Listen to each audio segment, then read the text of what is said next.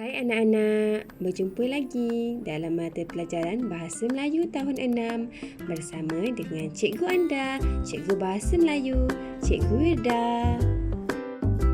Jangan lupa subscribe, like, komen dan share.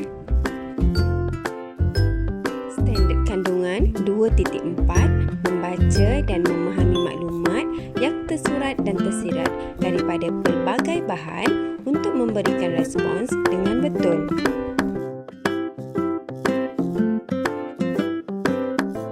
Standard pembelajaran 2.4.2 membaca dan memahami maklumat yang tersurat dan tersirat untuk membuat rumusan dengan betul. Objektif: pada akhir pembelajaran, murid dapat membaca teks dan menakul maklumat untuk membuat rumusan. Baiklah, semua dah bersedia untuk belajar. Aktiviti yang pertama kita ialah membaca buku-buku teks halaman 100. Teks yang bertajuk, Utamakan Barangan Buatan Malaysia. Adik-adik boleh mengambil peluang membaca petikan dalam intonasi pidato. Baiklah, setelah membaca petikan tadi, mari kita lihat apakah maklumat tersurat dan tersirat yang diperolehi daripada petikan tersebut. Maksud pada perenggan kedua, maksud mengutamakan ialah menganggap lebih penting daripada yang lain. Manakala maksud barangan buatan Malaysia ialah sesuatu produk yang dikeluarkan oleh negara kita. Lihat maklumat tersurat dan tersirat pada perenggan ketiga. Kerajaan Malaysia menggalakkan kita membeli barangan buatan tempatan kerana kita dapat menyejahterakan rakyat Malaysia dan merancangkan ekonomi negara. Itu adalah maklumat tersurat. Dan di bawah itu adalah maklumat tersirat. Kita ke perenggan keempat. Kita mesti mengutamakan barangan buatan tempatan. Barangan kita bermutu tinggi sesuai dengan cuaca dan sosial budaya tempatan, tahan lama dan berkualiti. Yang bahagian atas merupakan maklumat tersurat dan bahagian bawah merupakan maklumat tersirat.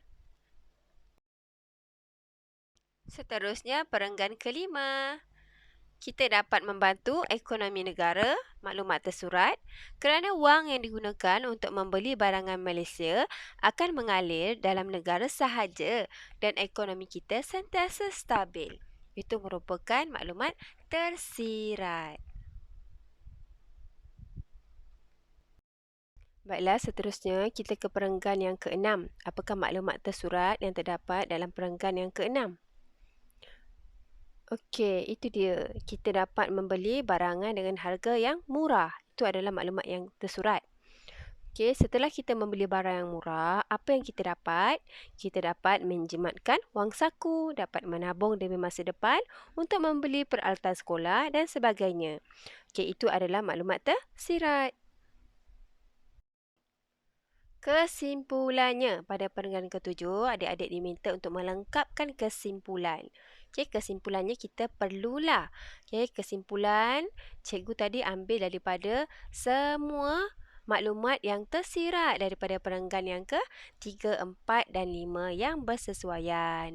Contohnya, kesimpulannya kita mestilah mengutamakan barangan buatan Malaysia kerana dapat menyejahterakan rakyat Malaysia dan meningkatkan taraf ekonomi negara.